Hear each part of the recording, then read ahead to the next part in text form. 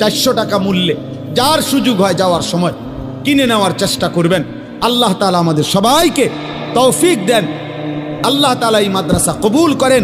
আজকের এই বর্ণাঢ্য আয়োজন আল্লাহ তাআলা বরকত দান করেন। কিশোর নওজওয়ান তোমরা আগামীর ইসলামের জন্য ভাববা, আল্লাহ তোমাদেরকে তৌফিক দান করেন, আমিন। প্রিয় ভাই, আসলে বাস্তবতা হলো মোবাইল হাতে ধরে বয়ান শুনলে দিল জমে না।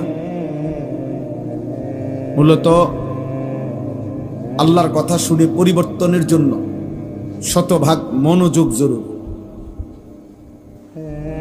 কোরআনুল কারীমের মধ্যে আল্লাহ তাআলা বারবার এই কথাটা বলছেন, ফাসতামিউ লাহু ওয়া আনসিতু।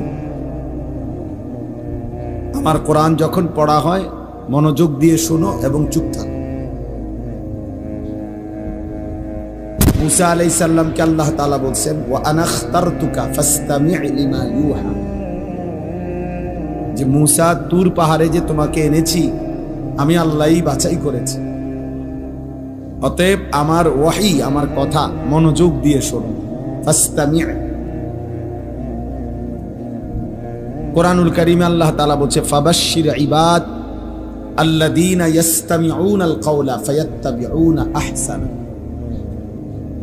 হে নবী, আপনি আমার ওই বান্দাদেরকে জান্নাতের সুসংবাদ দিয়ে দেন যারা মনোযোগ দিয়ে কথা শোনে, অতঃপর কোরআন সুন্নাহর অনুসরণ করে। তাইলে আল্লাহ তাআলা বিভিন্নভাবে কথাটা উল্লেখ করেছেন মনোযোগের জন্য। এজন্য যত বেশি মনোযোগ, আন্তরিকতা, আগ্রহ দিয়ে আল্লাহর কথা শুনবে, তো ধীরে ধীরে জিন্দেগি পরিবর্তন হবে,